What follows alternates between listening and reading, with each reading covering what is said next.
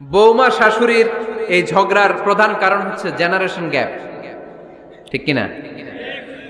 শাশুড়ি এক জেনারেশনের আর বৌমা আরেক জেনারেশনের। শাশুড়ি ভাবে একরকম, বৌমা ভাবে আরেক রকম। শাশুড়ি চায় বউর উপর খবরদারি করতে, বউ চায় শাশুড়ির উপর খবরদারি করতে। এই ডমিনেটিং এর কারণে কিলাকিলি আছে না নাই? আহা, এটা ঠিক না। আমার শাশুড়ি মায়েরা যারা আছেন, প্রথমে শাশুড়ি দিয়ে শুরু করি। আমার মাইকের আওয়াজ যে ঘরগুলাতে যায়, আমার শাশুড়ি মাদেরকে বলবো, বউদের উপর অত্যাচার করবেন না। ছেলেরে প্রশ্ন করে, তোর কাছে তোর বউ বড় না আমি বড়? আছে না নাই? এটা একটা প্রশ্ন হইল। তোর বউ বড় না আমি বড়? দুইজনেই বড়। তো এক ছেলে সুন্দর উত্তর দিছে, আমার কাছে ভালো লাগছে উত্তরটা শুনে। এক মা প্রশ্ন করছে, তোর এতদিন আমি লালন পালন করে বড় করলাম, জীবন যৌবন তোর জন্য শেষ করলাম, আজকে বউ পাইয়া বউ তোর আপন হয়ে গেল? এবার ছেলে উত্তর দিছে, মা, আমার মুখ থেকে মা ডাক শোনার জন্য তুমি কি কষ্টটাই না করছো জীবনে। 10 মাস আমারে পেটে ধারণ করলা, খাইতে পারো নাই, বমি করছো, খালি ওষুধ খাইছো, তোমার পেট কেটে আমারে বের করা হয়েছে, 2 বছর আমারে দুধ খাওয়াইছো, পেশাব পায়খানা পরিষ্কার করেছো। বয়স যখন 3-4 তখন তোমার আমি মা ডাকছি, এই মা ডাকটা শোনার জন্য তুমি এত কষ্ট করছো। আর আরেকবারের মাইয়া এই ঘরে আইসাই তোমার মা ডাকা শুরু করছে। যেই মেয়েটা তোমারে মা ডাকে সে আমার আপন হবে না কেন মা? ঠিক কিনা? এই মা ডাক শোনার জন্য তুমি এত কষ্ট করলা, আমার লালন পালন করলা, 10 মাস পেটে ধরলা, পেশাব পায়খানা পরিষ্কার করলা, এরপরে মা ডাক শুনতে পারছে। আর আরেকবারের মেয়ে জানা নাই চিনা নাই এসেই তোমার ডাকা শুরু করছে মা। তো যে আমার মারে মা ডাকে তার স্থান তো আমার কলিজায়, ঠিক কিনা?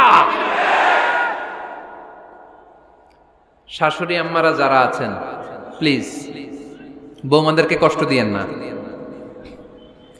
অনেক শাশুড়ি আছে পান থেকে চুন খসলে রেগে যায়, পদে পদে স্ত্রীর ভুল ধরে, বউয়ের ভুল ধরে, আছে না নাই? এটা করবেন না। সে তো নতুন, আপনার অনেক এক্সপিরিয়েন্স হতে তার সময় লাগবে, তাকে সময় দিন, তাকে ভালোবাসুন, ঠিক কিনা? না বুঝে সামান্যতে বৌমারে বদদোয়া দেয়, এরকম আছে না নাই?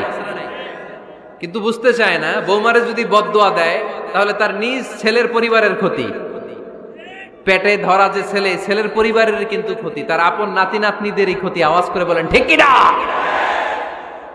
বৌমাকে বদদোয়া দিয়েন না। বৌমাকে নিজের মেয়ের মতো দেখবেন। সমাধান আমি দিচ্ছি, কেমন দেখতে হবে? নিজের মেয়ের মতো। নিজের মেয়ে সকালে ঘুম থেকে ওঠে 11টা, ওইটা সমস্যা নাই। বৌমা কেন উঠলো না, ওইখানেই ঝামেলা, আছে না নাই? মেহেরবানি করে আপনার বৌমাকে আপনার নিজের মেয়ের মতো দেখেন। নিজের মেয়ের যেমনি আদর করেন তাকেও অমনি আদর করেন। আপনার বৌমারে যদি আপনি কষ্ট দেন, মনে রাখবেন আপনার নিজের মেয়েটাও আরেকবারের বউ হয়ে কয়েকদিন পরে যাবে। আপনি যা যা করবেন আপনার মেয়েকেও তারা ওই রকম কষ্ট দিয়ে বাড়িতে ফিরিয়ে দিবে। চিল্লায় বলেন ঠিক কিনা? খবরদার, টিট ফর ট্যাট। ইট্টি মারলে পাটকেলটি খেতে হয়। এজন্য শাশুড়ি আম্মা জানারা যারা আছেন, বৌমার সাথে খারাপ আচরণ করবেন না মেহেরবানি করে। তাকে আপনি কষ্ট দিলে আপনার নিজের মেয়েটাও আরেক বাড়ির বৌমা হবে, সেও ওই বাড়িতে এই কষ্টগুলো ভোগ করবে। এগুলো যখন আপনি শুনবেন তখন আপনার চোখ দিয়ে পানি পড়বে কি পড়বে না? পড়বে। এবার আসেন বৌমার কথা বলি। বৌমা যারা আছেন মেহেরবানি করে, বৌমা যারা আছেন মেহেরবানি করে আপনার শাশুড়ি আম্মাকে নিজের মায়ের জায়গায় রাখবেন। আপনার বাড়ি ছেড়ে নতুন বাড়িতে আসছেন, তো এটাই তো আপনার বাড়ি। আপনার মা রেখে দিয়ে নতুন মা পাইছেন, এটাই তো আপনার মা। তো ওনাকে মায়ের জায়গায় বসাতে আপনার সমস্যাটা কোথায়? বৌমারা খেয়াল রাখবেন, আপনি আপনার শাশুড়ির সাথে যে আচরণটা করতেছেন, আপনার শেষ বয়সে আপনার ছেলের বিয়ে দেওয়ার পরে যে বৌমাটা আসবে ওই আচরণই আপনাকে ফিরিয়ে দিবে। The nature has its own return. প্রকৃতির একটা মাইর আছে, এটা শেষ মাইর, এটা শেষ খেলা। প্রকৃতির খেলা বড় খেলা। আপনি আপনার শাশুড়ির সাথে যে আচরণ করবেন, আপনার শেষ বয়সে আপনি একদিন শাশুড়ি হবেন, এটা মাথায় রাখবেন। ওই আচরণই আপনি ফিরে পাবেন। আওয়াজ করে বলতে হবে ঠিক কিনা? এজন্য 9 নাম্বার পয়েন্টস হচ্ছে মিউচুয়াল রেসপেক্ট।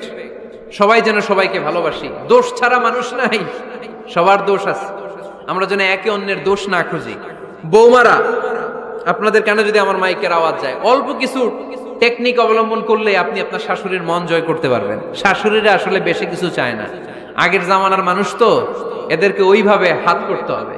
মাঝে মাঝে একটু শাশুড়ির মাথায় তেল দিয়ে দেন, চুলে তেল দিয়ে দিবেন আর কি, মাঝে মাঝে চুল আশ্রয় দিবেন, এগুলো কিন্তু খুব পছন্দ করে শাশুড়িরা। ওনার প্রেশারটা একটু মেপে দিবেন, ডায়াবেটিক্সের ওষুধটা খাইলো কিনা সময় মতো খোঁজ নিবেন, কি পছন্দ করে খেতে একটু রান্না করে দিবেন। যেই বক্তার ওয়াজ শুনতে পছন্দ করে ওই বক্তার ওয়াজগুলো ডাউনলোড করে শাশুড়ি আম্মাকে দিবেন, ইসলামী বই দিবেন। দেখবেন বয়স্ক নারীরা মাহফিল যেতে খুব পছন্দ করে, ওয়াজ শুনতে খুব পছন্দ করে, নবীদের কাহিনীগুলো শুনতে পছন্দ করে। বসায় বসায় একটু কাহিনীগুলো শোনাবেন। বাইরে বেরোলে জিজ্ঞেস করেন, আম্মা আপনার কিছু লাগবে কিনা। আর একটা টিপস আছে, চুল যখন আশ্রাবেন আর শাশুড়ির মাথায় যখন তেল দিয়ে দিবেন, তখন অতীতের কথা জিজ্ঞেস করেন, দেখবেন অতীতের স্মৃতিতে হারিয়ে গিয়েছে আপনার শাশুড়ি। কি জিজ্ঞেস করবেন জানেন? জিজ্ঞেস করবেন, আম্মা জান, মুক্তিযুদ্ধের সময় আপনার বয়স কত ছিল? ওই সময় মুক্তিযুদ্ধের সময় আপনাদের এলাকায় কি কি হয়েছিল মা? আরেকটা প্রশ্ন করবেন, মা বিয়ের সময় আপনি কেমন ছিলেন? ওই দিন দেখবেন বুড়ি আর বুড়ি নাই, জুয়ান হয়ে গেছে। ওই দিন বলবে, মা আমি অনেক সুন্দরী ছিলাম, আমার মাথায় অনেক চুল ছিল, আজকে নাই। আমগো গ্রামে আমার সাথে সুন্দরী মাইয়া ছিল না। অতীতের স্মৃতিতে, স্মৃতি হাতরাতে হাতরাতে তিনি হারিয়ে যাবেন। জিজ্ঞেস করবেন যে, মা শীতকালে আপনাদের দেশে কি পিঠা বানাতেন আপনি যখন ছোট ছিলেন, আপনার বাপ চাচারা কি করতো? এগুলো জিজ্ঞেস করলে উনি স্মৃতির পাতা হাতরাতে হাতরাতে চোখ দিয়ে দাঁড় দাঁড় করে ওনার পানি ঝরতে শুরু করবে। আপনার জায়গায়, ওনার হৃদয়ের মনি কোঠায় এমন জায়গায় পৌঁছবে, আপনার ছাড়া উনি কিছুই বুঝবে না। বৌমারা, এই অল্প কিছু টিপস অবলম্বন করে আপনারা আপনাদের শাশুড়ির মনকে জয় করতে পারেন। শাশুড়ি বৌমার দ্বন্দ্ব আমরা চাই না, আমরা চাই শাশুড়ি বৌমাকে নিজের মেয়ের মতো জানুক, আর বৌমার শাশুড়িকে আপন মায়ের মতো ভালোবাসুক, ঠিক কিনা? এই মিউচুয়াল রেসপেক্টই পারে শাশুড়ি বৌমার দ্বন্দ্বকে দূর করতে, আর ঘরটারে শান্তি টুকরা বানাতে। আওয়াজ করে বলেন ঠিক কিনা? কয়টা গেল? আর আছে কয়টা? দোয়া করবেন একে অপরের জন্য। দোয়া, সাইয়েদনা ইব্রাহিম ফ্যামিলির জন্য দোয়া করতেন, রব্বি জাআলনি মুকিমাস সালাতি ওয়া মিন যুররিয়াতি রব্বানা ওয়া তাকাব্বাল দুআ। ও আল্লাহ, আপনি আমারে নামাজ কায়েমকারী বানান, আমার কলিজার টুকরা সন্তান ইসমাইলকেও নামাজ কায়েমকারী বানান, আমার দোয়াটা আপনার দরবারে আপনি কবুল করে নেন। সুবহানাল্লাহ পড়েন। রব্বানা ইন্নী আসকানতু মিন যুররিয়াতি বিওয়াদিন গায়রি যী যারইন ইনদা বাইতিকাল মুহাররাম। ও আল্লাহ, আমার সন্তান সন্ততি, আমার ফ্যামিলিকে ধুধু মরুপ্রান্তর এই উপত্যকার মধ্যে তোমার কাবা ঘরের সামনে রেখে গেলাম, তাদেরকে তুমি নামাজ কায়েমকারী বানিয়ে দিও। গোটা বিশ্বের সব মানুষের অন্তর আমার ফ্যামিলির দিকে আল্লাহ তুমি ঝুঁকিয়ে দিও। ওয়ারযুকহুম মিনাস সামারাত, ফলমূল দিয়ে আল্লাহ তুমি তাদেরকে রিজিকের ব্যবস্থা করে দিও। তার মানে সব নবীরা তাদের পরিবারের সদস্যদের জন্য দোয়া করতেন কি করতেন না? আবার কোরআন আমাদেরকে শিখালো, রব্বানা হাব লানা মিন আজওয়াজিনা ওয়া মিন যুররিয়াতিনা কুররাতা আ'য়ুন ওয়াজআলনা লিল মুত্তাকিনা ইমামা। ও আল্লাহ, এমন নেককার সন্তান, এমন নেককার স্ত্রী আপনি আমাকে দান করেন, যাদের দিকে তাকালে আমার চোখ দুইটা ঠান্ডা হয়ে যায়। চক্ষু শীতলকারী স্ত্রী দেন। বিয়ে যাদের হয় নাই, ইয়াং ছেলেরা এই দোয়াটা করবা। বিয়ের জন্য দোয়ার দরকার আছে না নাই? প্রতিদিন এই দোয়া করবা, আল্লাহ এমন স্ত্রী দেন, এমন জীবন সঙ্গিনী আপনি আমাকে দেন, এমন লাইফ পার্টনার দেন যার দিকে তাকালে আমার চোখ জুড়িয়ে যায়। এমন সন্তান আল্লাহ আপনি আমার ফ্যামিলিতে দেন, যাদের দিকে তাকালে আমার চোখ দুইটা ঠান্ডা হয়ে যায়। নেককার সন্তান, নেককার স্ত্রী আল্লাহর কাছে দোয়া করে চেয়ে নিতে হয়। তাহলে ফ্যামিলি মেম্বার একে অপরের জন্য দোয়ার দরকার আছে না নাই? বাবা দোয়া করবে ছেলের জন্য, ছেলে করবে বাবার জন্য, মা দোয়া করবে মেয়ের জন্য, মেয়ে করবে মায়ের জন্য, ভাই করবে বোনের জন্য, বোন করবে ভাইয়ের জন্য। দোয়ার দরকার আছে না নাই? দোয়া করবেন সবাই সবার জন্য। এই যে কোরআনের বঙ্গানুবাদ পাওয়া যায় না এখন, কথা বলেন, স্মার্টফোন আছে কার কার দেখি? হ্যাঁ, কারা কারা স্মার্ট দেখি? হাজার হাজার স্মার্ট, মাশাআল্লাহ। এই স্মার্টফোনের ভেতরে আল কোরআন নামে বাংলায় কোরআনের একটা অ্যাপস পাওয়া যায়। কথা বলেন, পাওয়া যায় কি যায় না?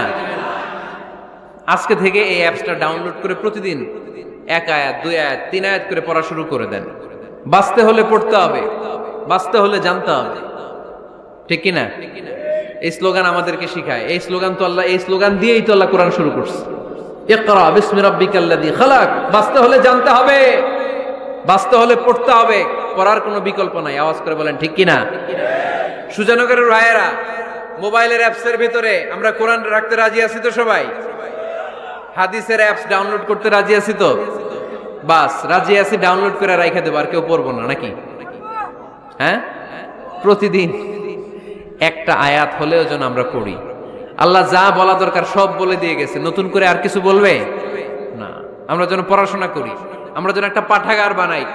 আবারও কখনো আসার সুযোগ হলে আমি জিজ্ঞেস করবো, যদি আমার মনে থাকে, যে আপনাদের পাঠাগার আছে কার কার ঘরে।